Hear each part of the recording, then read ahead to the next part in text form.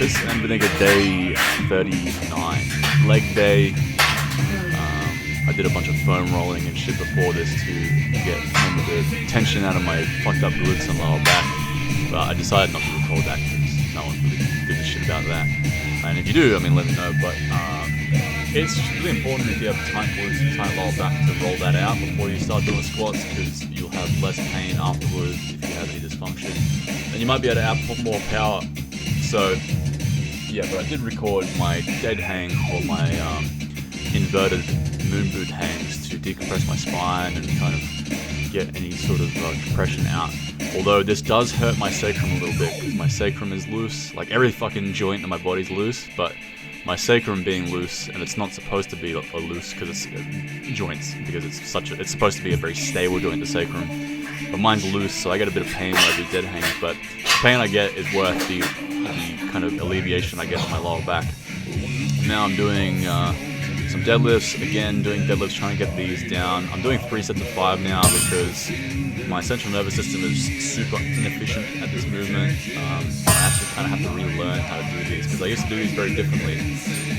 The way I used to do these would keep my spine neutral, but nowadays that same way would not keep my spine neutral because my back is having a very, very difficult time staying neutral.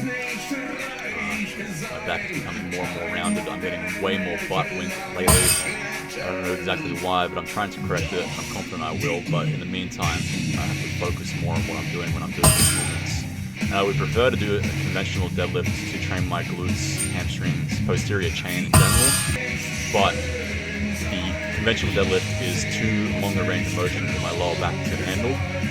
So I'm doing trap bar deadlifts just to do that extra range of motion, which is not ideal because it might quads a little bit more than I'd like to. But for now, I gotta work with what I can do. And it's super weak right now, my deadlift, because I used to do more of an explosive yanking deadlift, but nowadays when I do those, my lower back just rounds like crazy, so I can't do that anymore.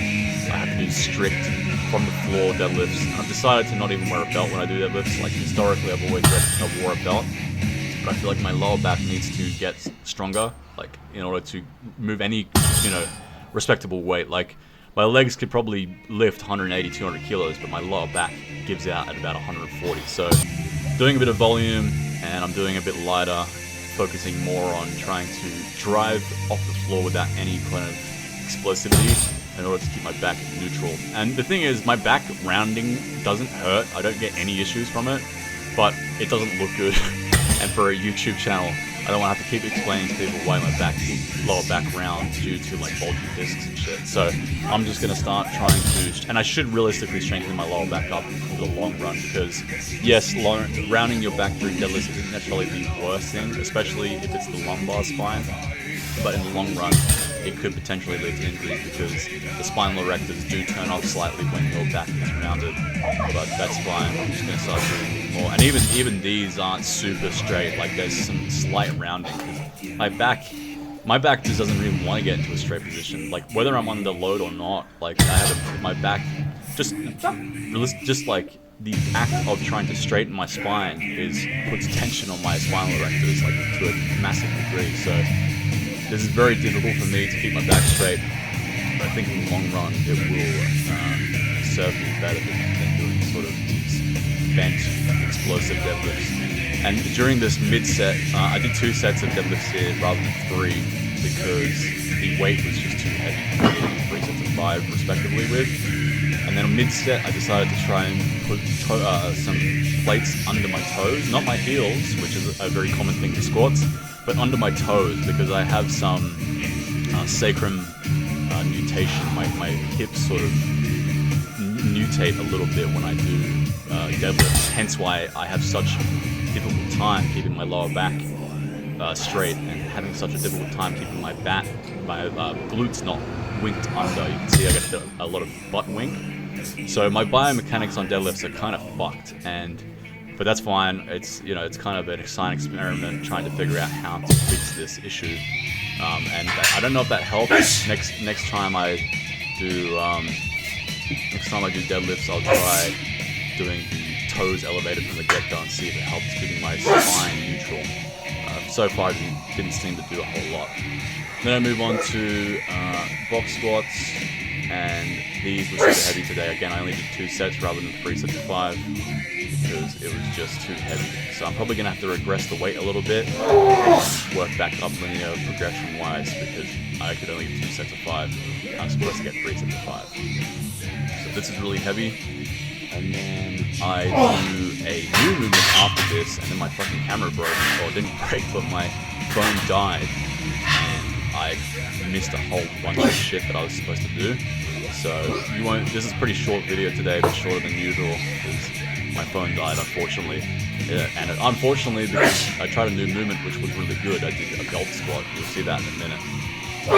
So yeah, these were a bit heavy. I'll regress about 10%, take it back down to maybe.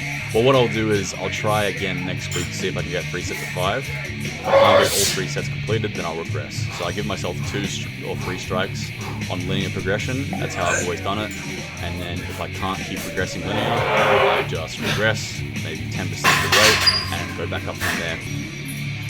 So now I'm doing, the belt squat. This is a warm-up set. I was just testing the weight to see what it was like.